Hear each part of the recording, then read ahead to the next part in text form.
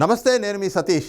ప్రముఖ రాజకీయ వ్యూహకర్త ప్రశాంత్ కిషోర్ వైసీపీతోనూ జగన్మోహన్ రెడ్డితోనూ సంబంధాలు తెగదెంపులు చేసుకుని తెలుగుదేశం శిబిరంలో దర్శనం ఇవ్వటం అనేటువంటిది తాడేపల్లి ప్యాలెస్లో ప్రకంపనలు సృష్టిస్తూ ఉంది. ముఖ్యంగా వైఎస్ఆర్ కాంగ్రెస్ పార్టీకి ఒక ఊహించని దెబ్బ, జగన్మోహన్ రెడ్డికి మింగుడు పడని అంశంగా పరిణమించింది అనేటువంటి ఒక చర్చ అయితే రాజకీయ వర్గాల్లో జరుగుతూ ఉంది.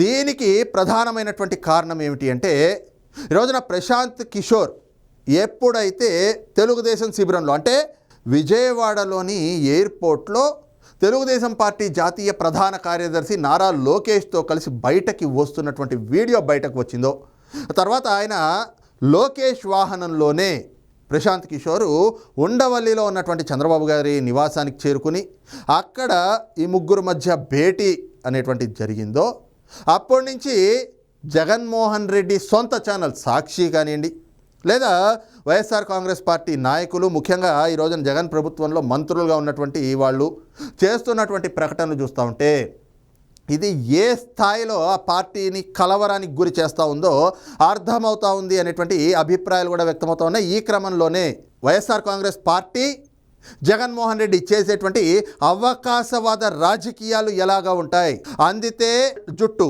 అందకపోతే కాళ్ళు పట్టుకునే విధంగా ఎలాంటి ఒక కుట్రపూరితమైనటువంటి రాజకీయాలు చేస్తారో దానికి ప్రశాంత్ కిషోర్ అంశమే ఒక ఉదాహరణ అనేటువంటి విమర్శలు కూడా ప్రతిపక్షాల నుంచి వ్యక్తమవుతూ ఉన్నాయి.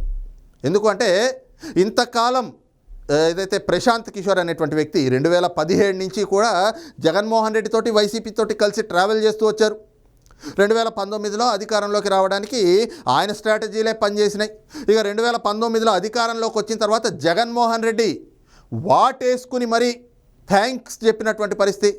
అలాంటి జగన్మోహన్ రెడ్డి ఈ రోజున మరి ప్రశాంత్ కిషోర్కి ఆయనకి ఏం చెడింది ఏమిటి అనేటువంటి అంశాలు బయటకు రాలేదు, కానీ కొన్ని అభిప్రాయాలు, కొన్ని విశ్లేషణలు అయితే బయటకు వస్తూ ఉన్నాయి.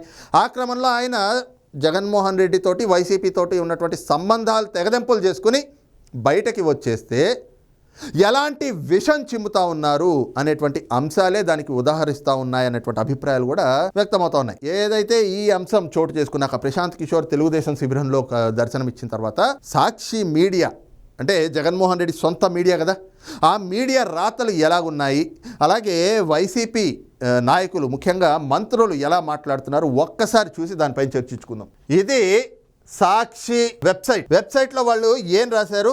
CBN political talks with Prashant Kishor, Bihari దొంగతో చంద్రబాబు చట్టాపట్టల్. ఇది చూసారా? బీహారీ దొంగతో చంద్రబాబు చట్టాపట్టాల్. ఎంత దారుణంగా రాస్తున్నారు. బీహారీ దొంగ అనేస్తా ఉన్నారు ఈ రోజున ప్రశాంత్ కిషోర్ని. అదే బీహారీ దొంగతో కదా నిన్నటి వరకు కలిసి తిరిగింది, ఆయనతోటే కలిసి కాపురం చేశారు కదా. మరి 2017లో ఆయన్ని కోరి తెచ్చుకుంది మీరే కదా. ఆయన్ని 2019లో మీరు అధికారంలోకి రావడానికి మీకు స్ట్రాటజీలు ఇచ్చింది మీరు. ఆ రోజున ఆనాటి తెలుగుదేశం ప్రభుత్వం మీద విషం చిమ్మింది, లేదంటే కనుక అలాంటి వ్యూహాలు రచించి మీరు ఏ విధంగా విషం చిమ్మాలనుకున్నారు అనేటువంటి దానికి తగ్గట్టుగా వ్యూహాలు ఇచ్చి మీకు ఒక మంచి మైలేజ్ తెచ్చి ప్రజల్లో కాస్త ఏదైతే ఆల్మోస్ట్ ఆ పార్టీ అయిపోతుంది అనుకున్నటువంటి క్రమంలో ఊపిరిపోసి వైఎస్ఆర్ కాంగ్రెస్ పార్టీ అధికారంలోకి వచ్చే దిశగా కూడా కృషి చేసింది అదే ప్రశాంత్ కిషోర్ కదా. ఆ మాట మీరే చెప్పుకున్నారు కదా ఎన్నో సందర్భాల్లో. జగన్మోహన్ రెడ్డి అధికారంలోకి వచ్చిన తర్వాత సొంత పార్టీలో గెలిచిన ఎమ్మెల్యేలని కూడా కలవలేదు. వాళ్ళకంటే ముందు ప్రశాంత్ కిషోర్ని కలిసి వాటేసుకుని ముద్దులిచ్చుకుని థ్యాంక్స్ చెప్పాడు కదా. ఆనాడేమో మీకు మంచి మిత్రుడయ్యాడా, ఈ రోజున మీ పార్టీని కాదని చెప్పి బయటకు వచ్చేస్తే ఇలాగ బీహారీ దొంగ అయ్యాడా? ఇది ఎక్కడి న్యాయం అని చెప్పేసని ఈ రోజున ప్రతిపక్షాలు కానీ రాజకీయ విశ్లేషకులు కానీ ప్రశ్నిస్తూ ఉన్నారు. అట్ ద సేమ్ టైం ఇది చూడొచ్చు, ఇది ఏదైతే వైసీపీ సోషల్ మీడియా, ముఖ్యంగా చెప్పాలి అంటే ఆయన్ని పిలుస్తూ ఉంటారు ప్రతిపక్షాలు కూడా తాడేపల్లి ప్యాలెస్ బ్రోకర్ అని చెప్పి సజ్జల రామకృష్ణారెడ్డి. ఆ సజ్జల రామకృష్ణారెడ్డి కొడుకు సజ్జల భార్గవ్ రెడ్డి ఈ రోజున YSR Congress party social media వింగ్కి కన్వీనర్. ఆయన అధ్యక్షతనే ఇలాంటి నీచపు రాతలు, నీచపు ప్రచారాలన్నీ కూడా జరుగుతూ ఉంటాయి. ఒక పేపర్ పేరు, ఆ పేపర్కి ఎక్కడా కూడా కనీసం రిజిస్టర్ అయినటువంటి ఇది ఉండదు. అట్ ద సేమ్ టైం ఇవన్నీ కూడా కేవలం సోషల్ మీడియాలోనే కనిపిస్తూ ఉంటాయి. ఇలాంటి క్లిప్పింగులు పెట్టి ప్రజల్లోకి తప్పుడు సంకేతాలని తీసుకెళ్తారు.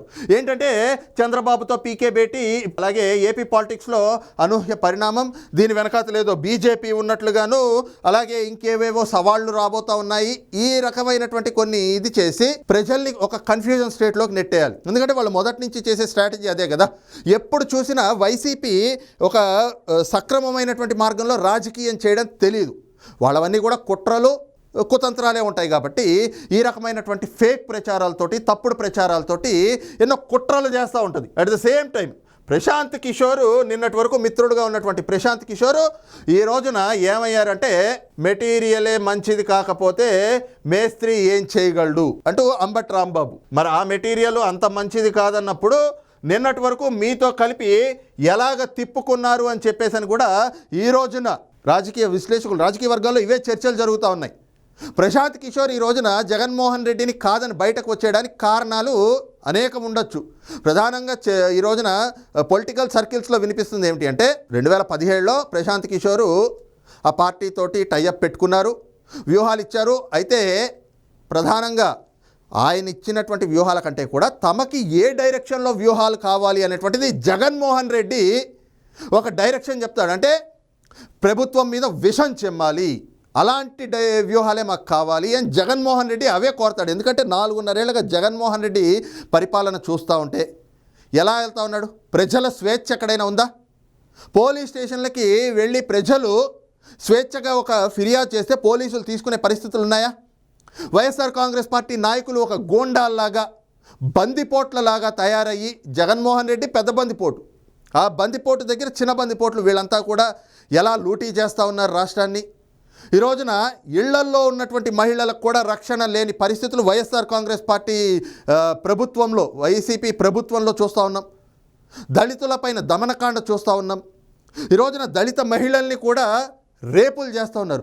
అరే, వైఎస్ఆర్ కాంగ్రెస్ పార్టీ నాయకులు ఒక మహిళని రేప్ చేసి దిశ పోలీస్ స్టేషన్ బయట పడేస్తే ఇప్పుడు వరకు ఆ కేసు ఏమైందో పట్టించుకున్నటువంటి దిక్కు లేదు, దానికి సంబంధించి ఒక సమాచారం లేదు. అట్ ద సేమ్ టైం ఒక దళితుడైనటువంటి వరప్రసాద్ అనేటువంటి వ్యక్తికి పోలీస్ స్టేషన్లో జగన్మోహన్ రెడ్డి ప్రభుత్వంలో దళితులకు జరిగినటువంటి గొప్ప సత్కారం ఏమిటంటే, ఒక దళితుడికి పోలీస్ స్టేషన్లో, నిండు పోలీస్ స్టేషన్లో జనాలందరి మధ్యన శిరోముండనం చేశారు. అతను చేసిన తప్పేంటి?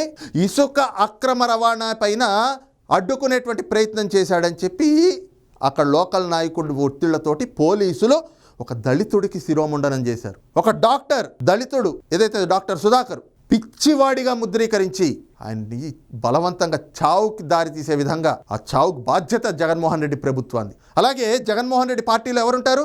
క్రిమినల్స్ ఉంటారు. జగన్మోహన్ రెడ్డి ఆలోచన ఎలాంటిది? ఒక సైకో ఆలోచన. అందుకే కదా డ్రైవర్ని చంపేసి ఆ మృతదేహాన్ని డోర్ డెలివరీ చేసినటువంటి ఎమ్మెల్సీ అనంత్ బాబుని ఆ ఎమ్మెల్సీ పదవి నుంచి తీయకుండా, ఆ పార్టీ నుంచి బయటకు పంపించకుండా ఈ రోజున పక్కన పెట్టుకుని తిప్పుతా ఉన్నాడు. భుజం మీద చేతులు వేసుకుని చట్టాపట్టాలు వేసుకుని తిరుగుతుంది ఎవరు? దొంగలతోటి, దోపిడీదారులతోటి, మర్డర్లు చేసినటువంటి రాక్షసులతోటి, ఇలాంటి హంతకులతోటి, ఇలాంటి ఒక నీచపు చరిత్ర కలిగినటువంటి పార్టీ ఏదైనా ప్రపంచంలో ఉంది అంటే అది వైఎస్ఆర్ కాంగ్రెస్ పార్టీ.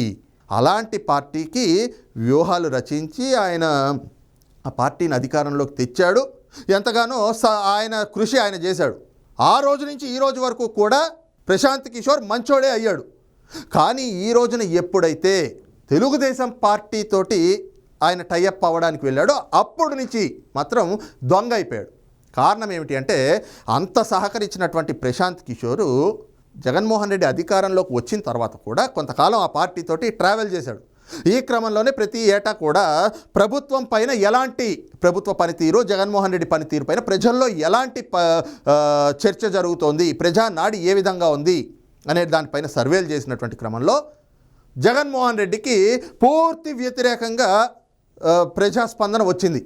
అదే అంశాన్ని నివేదికల రూపంలో జగన్మోహన్ రెడ్డికి ఇస్తూ, మార్చుకోవాలి పద్ధతి, లేకపోతే రేపు ఎన్నికల్లో మళ్ళీ అధికారంలోకి రావటం కష్టం అది చాలా కష్టతరమైనటువంటి అంశం. నీకు ఈ సవాళ్ళు ఎదురవుతున్నాయి, ప్రజల నుంచి ఇలాగ వ్యతిరేకత వస్తుంది, నిన్ను నువ్వు మార్చుకోవాలి అని ఎంత చెప్పినా కూడా జగన్మోహన్ రెడ్డి మాత్రం తన మొండి వైఖరిని వీడకుండా తన ఏదైతే నియంతృత్వ పాలన నిరంకుశ ధోరణి ఏదైతే ఉందో అదే ధోరణిని కొనసాగించుకుంటూ వస్తూ ఉన్నాడు.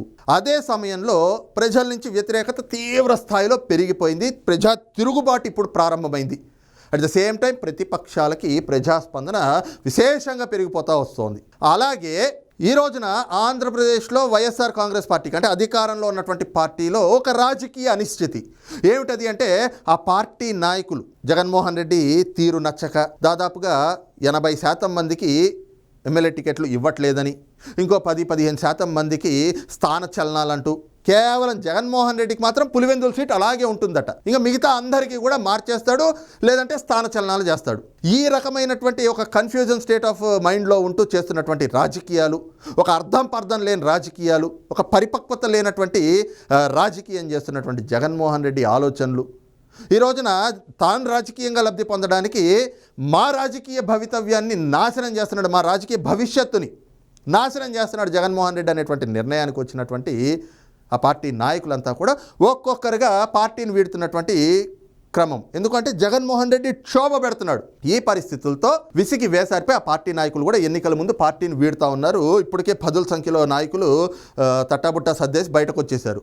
ఇంకా రాబోయేటువంటి రోజుల్లో ఈ పరిణామంతో అంటే ప్రశాంత్ కిషోర్ పరిణామంతో ఇంకా 30-40 మంది 1-2 రోజుల్లోనే బయటకు వస్తారు అనేటువంటి చర్చలు కూడా జరుగుతున్నాయి. వాస్తవం ఎంత ఉంది తెలియదు కానీ దాదాపుగా 30-40 మంది నాయకులు అయితే ఎన్నికల ముందే ఆ పార్టీని వీడి బయటకు వచ్చేస్తారు. ఏది ఎన్నికల నోటిఫికేషన్ వన్స్ విడుదలవుతూనే దాదాపుగా వైఎస్ఆర్ కాంగ్రెస్ పార్టీ మొత్తం కూడా షట్ డౌన్ అయిపోతుంది. అంటే మొత్తం మూటముల్లో సర్దుకుని వైసీపీ ప్యాకప్ ఖాయం అనేటువంటి ఒక చర్చలు కూడా జరుగుతున్నాయి. అయితే సొంత పార్టీ నాయకుల్నే క్షోభ పెడుతుంటే ఆ పార్టీని నాయకుల నుంచి కూడా తిరుగుబాటు రావడం, ఒకవైపు ప్రజల తిరుగుబాటు, ఇంకోవైపు పార్టీ నాయకుల తిరుగుబాటు. ఇంత జరుగుతున్న జగన్మోహన్ రెడ్డి మారని వైఖరి చూసి ప్రశాంత్ కిషోర్ కూడా విసిగి వేసారిపోయాడు. అందుకే ఈ రోజున ఆ పార్టీని జగన్మోహన్ రెడ్డిని వీడి వాటితో ఉన్నటువంటి సంబంధాన్ని తెగదెంపులు చేసుకుని బయటకి వచ్చేశాడు అనేటువంటి ఒక అభిప్రాయాలు కూడా వ్యక్తమవుతున్నాయి. అయితే ప్రశాంత్ కిషోర్ బయటకి రావటం మింగుడు పడనటువంటి జగన్మోహన్ రెడ్డి తనకున్నటువంటి మీడియా బలంతో తనకున్నటువంటి ఆ నాయకులతోటి నిన్నటి వరకు మిత్రుడుగా వాటేసుకుని ముద్దులు పెట్టుకుని హగ్గులు చేసుకుని ఇంత చేసినటువంటి జగన్మోహన్ రెడ్డి ఈ రోజున అదే ప్రశాంత్ కిషోర్ మీద భూత పురాణాలు విప్పిస్తూ ఉన్నాడు. ఇది జగన్మోహన్ రెడ్డి అవకాశవాద రాజకీయం. అందితే జుట్టు, అందకపోతే కాళ్ళు పట్టుకునేటువంటి వైనం అని చెప్పేసి రాజకీయ పండితులు కూడా అభిప్రాయపడతా ఉన్నారు. మరి ఈ అంశంపైన మీ అభిప్రాయం ఏమిటి అనేది కూడా కామెంట్ సెక్షన్లో మెన్షన్ చేయండి. Thank you.